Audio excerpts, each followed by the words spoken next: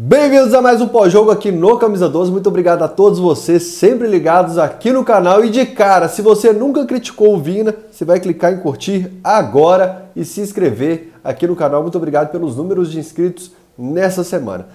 3 jogos sem vitória e finalmente o Galo volta a vencer a Chapecoense com o time reserva. Você lembra que em 2017, com Valdívia, Marlone, Cleiton, Rodrigão saindo no começo do jogo, Bremer entrando, a gente ganhou da Chape lá por 1 gol de diferença. Mais uma vez a gente conseguiu. Se daquela vez a Chape fez uma pressão enorme em cima do Galo o tempo todo, o Galo segurou o placar do primeiro ao último minuto de jogo. Dessa vez foi o Galo quem sofreu um gol logo no comecinho do jogo. Hoje eu vou tentar focar um pouquinho mais na partida, que o pessoal reclama às vezes que eu olho muito o cenário, contexto, assim, e esqueço um pouquinho de falar o que aconteceu com a bola rolando. E com 20 segundos você leva um gol com seu time reserva em uma situação totalmente diversa, climática, por exemplo. É realmente de um balde de água fria, porque você já vem de uma semana muito difícil, depois da derrota no Clássico, e com 20 segundos, ainda bem que não era no Independência, senão a torcida, o placar do meio da semana teria influenciado e a gente teria passado uma tensão, um nervosismo muito grande para o time, sem dúvida nenhuma. E com 20 segundos, a Chapecoense simplesmente abriu mão do jogo. O Ney Franco, que eu não sabia, olha, se eu vi o Ney Franco na Chapecoense alguma rodada antes dessa, realmente não me recordo, minha memória não é das melhores, mas realmente não me recordo. O Ney Franco realmente abre mão de atacar o Atlético. Você vai lembrar de uma defesaça do Cleiton e depois um escanteio, uma que ele rebateu ali, que eu acho que o Gum perde o rebote.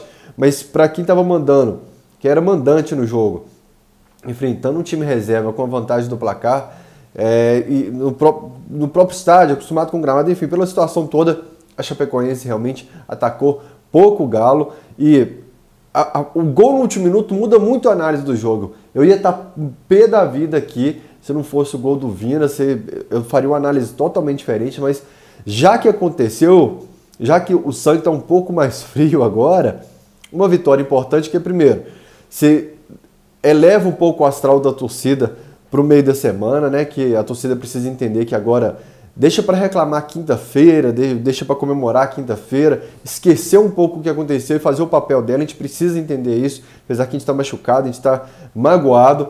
E esse gol é importante, porque senão, além de levar a derrota do Clássico para a decisão do Horto, a gente ia levar desse jogo também.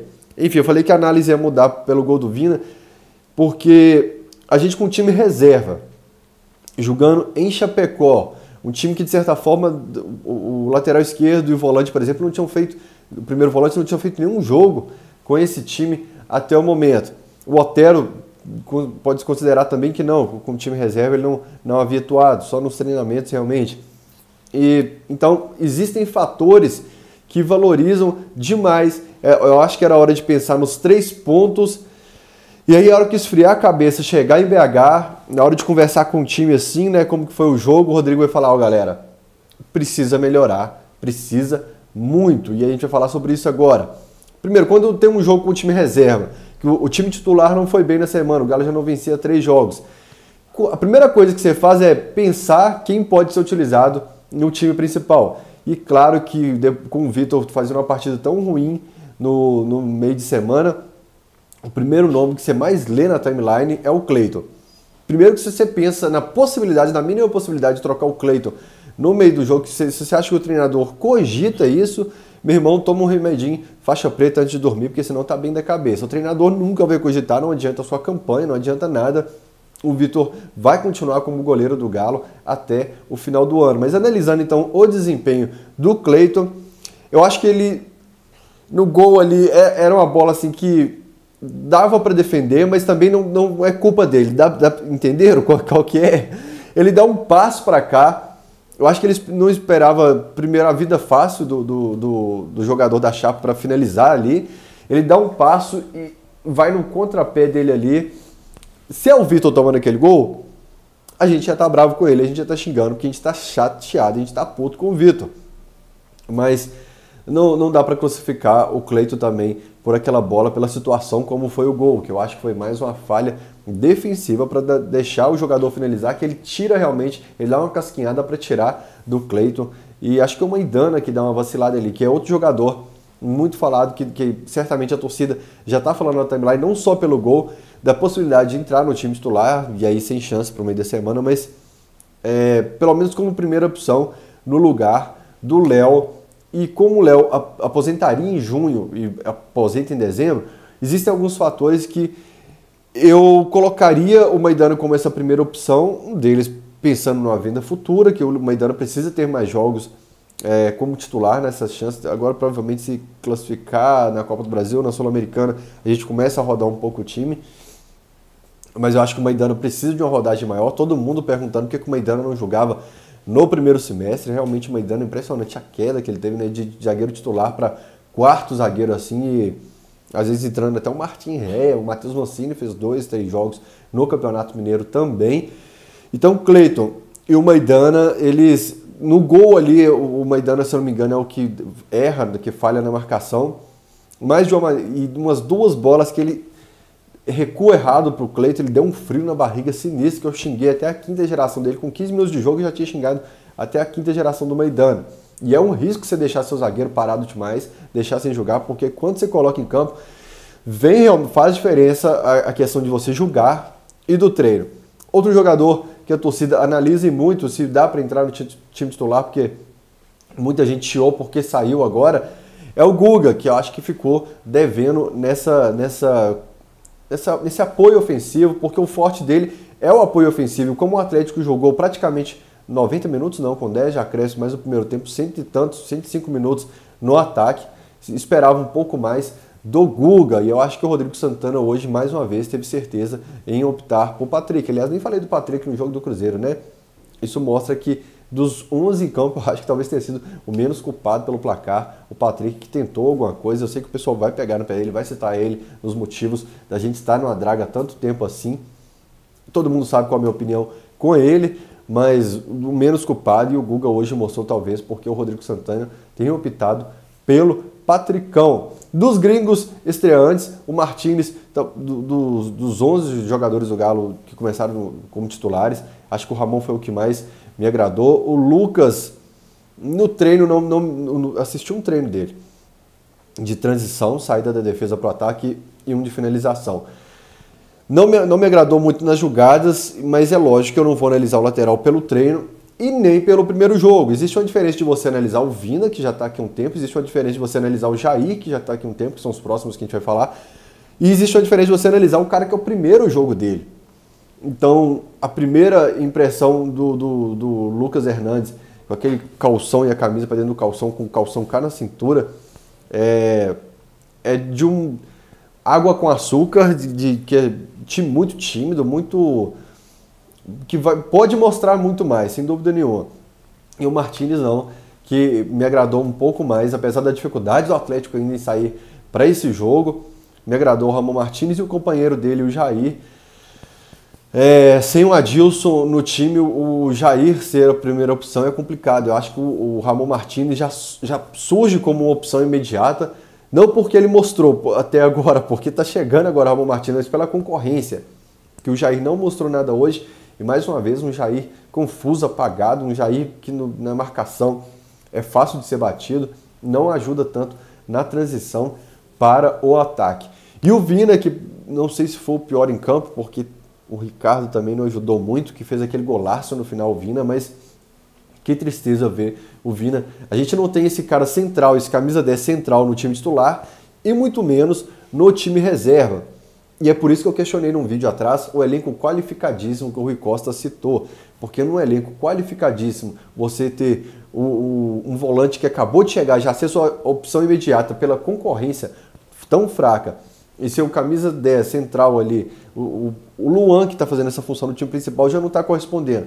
E o seu reserva imediato, você nem cogita colocá-lo, porque ele é o Vina que realmente pouco agregou até agora, e mais uma vez, assim como o Jair, mesmo no caso do Jair, não agregou até agora, não mostrou porque foi contratado, e aquela interrogação que a gente tanto apostou desde que o Sete Câmara assumiu a presidência, e a maioria continuou como interrogação até hoje.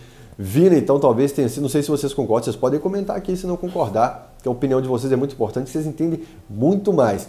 E a minha decepção dos 11 titulares, que existe uma diferença do pior em campo para a sua decepção. A minha decepção é o Giovani, que eu cheguei a pedir tantas vezes aqui no time titular, que eu falei que o Giovani é um cara que vai para cima, chuta de fora da área, o canhoto que puxa para cá e chuta, é o canhoto que vai para cima, que tenta uma jogada mais ousada. E o Giovani, quanta bola perdida, ele tentou, ele foi para cima realmente, mas tantas bolas perdidas assim, tantas jogadas, por mais que o gramado pesado, eu acho que o Giovani, ele prega muito rápido. Nos últimos, não vi quantos minutos jogou hoje, como foi titular, jogou mais, mas nos últimos jogos vem jogando a média de 30 e poucos minutos por jogo, porque o Rodrigo Santana já sabe quanto tempo ele rende, rende bem, assim, conseguindo subir e ajudar na defesa. Apesar da Chape hoje não ter, depois do gol do Galo, depois do pênalti perdido pelo Atlético, se eu não me engano, que a Chape teve 3 minutinhos, 5 minutinhos de pressão e só. Mas minha decepção foi o Giovani, porque eu esperava até vê-lo com mais chances no time principal do Galo, porque eu vejo o Xará pouco efetivo nessa jogada que vai para cima, que tenta um drible, que tenta uma finalização com qualidade, e eu via essas características no Giovani. Então por isso hoje foi a minha tristeza. E criticando tanto o time, assim, parece que a gente perdeu, né? Eu já falei, é uma vitória importante por toda a situação, mas por tudo que apresentou o Atlético, realmente, a gente fica um pouco preocupado, principalmente pela fragilidade da Chapecoense. Aliás, só para não esquecer que veio aqui, nós ganhamos o Avaí de 2-1, Ceará fora de casa 2-1, Vasco 2-1, Zamora 2-1, esqueci alguém? Flamengo 2-1 também. O time do Rodrigo Santana realmente com placares mais apertados, mas é isso, não perder pontos para essas equipes. Não perdemos pontos para o CSA, para o Vasco, para o Ceará, não perdemos pontos para o Avaí, então perdemos pontos para o Flamengo, mas as equipes chatas que tiravam pontos da gente, a gente continua no Brasileiro sem perder pontos para esses times, que é uma fórmula para você se manter sempre ali em cima no campeonato. E chegou a hora de falar do Ricardo Oliveira, que é o nome mais polêmico, né? Acho que na torcida hoje, quando você leva. Meu termômetro é boteco. Se eu tô no boteco, eu falo do Ricardo Oliveira, nem o Patrick mais faz isso. O Ricardo Oliveira realmente é o cara que consegue isso hoje. E, Ricardo, eu falei que o Rodrigo hoje percebeu que fez uma boa troca, eu fiquei assim pensando nessa pausa do futebol toda. Eu falei assim, pô, cara, será que nessa pausa o Ricardo não volta a jogar bola? Será que a experiência dele não vai fazer diferença no Clássico, na Copa do Brasil? Será que não seria importante um cara como ele num grande jogo, como é Atlético Cruzeiro, no jogo decisivo da Copa do Brasil? E hoje mais uma partida muito ruim do Ricardo. Assim como eu falei do Vini, esquece o gol, esquece o pênalti do Ricardo, bateu mal, esquece tudo. É uma partida ruim em tudo. Eu já elogiei um pouco mais a saída quando o Alejandro sai da área, a proteção do Alejandro, enfim, a participação. Tem uma cabeçada do Ricardo Oliveira, que ele está livre, assim, que a bola vai na direção da bandeira de escanteio ali, que lembrou uma finalização contra o... Você lembra contra quem, Alexandre? Que ele finaliza uma que a gente fala assim, olha a fase do Ricardo Oliveira. Nossa, eu lembro da finalização, mas não lembro do jogo. A gente não lembra o jogo, mas a gente comentou na hora da finalização do Ricardo Oliveira. E eu acho que tive hoje a certeza de que ainda é melhor insistir no Alejandro, que o Alejandro não arrumou nada contra o Cruzeiro, mas bem servido. Eu apostaria mais no Alejandro hoje. Recebendo as mesmas bolas do Ricardo Oliveira, aposto mais na confiança e na boa fase do Alejandro hoje do que no Ricardo Oliveira, que não me assusta também se deixa o Galo aí pro exterior. Opinião, beleza, galera? É uma opinião apenas. E o Oterito, a gente estava com um problema aqui no Galo de todo mundo insistir, só bola fechadinha no primeiro pau, dessa alturinha aqui, ó, no joelho dos marcadores. E aí você tem Hever, Rabelo, Maidana, Léo Silva, uns caras gigantes na área.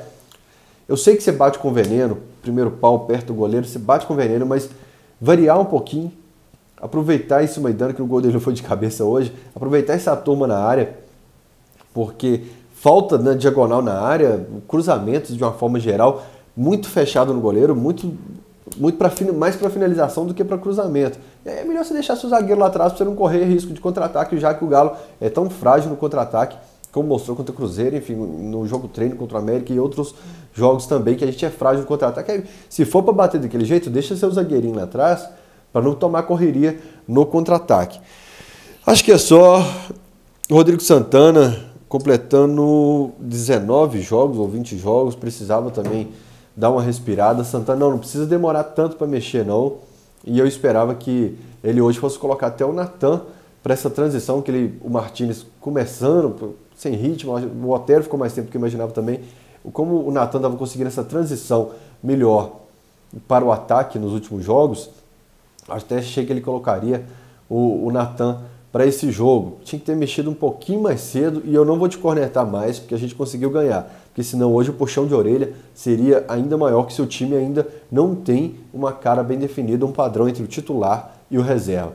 Enfim, se você nunca criticou o Vina, clique em curtir, tamo junto, inscreva-se no canal e quarta-feira, meu amigo, dobra o joelho.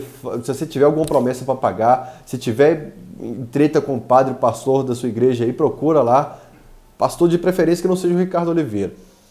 Aí você procura, acerta as contas com o homem lá de cima, filho, porque nós vamos precisar de fé e de confiança, e quem estiver no estádio, cantar e fazer muito barulho. Deixa atenção em casa e deixa para assistir VT depois. No estádio não precisa assistir jogo não. Faz barulho e deixa que eu gravo a torcida, não precisa ficar com o celular também não. Grande abraço, tamo junto.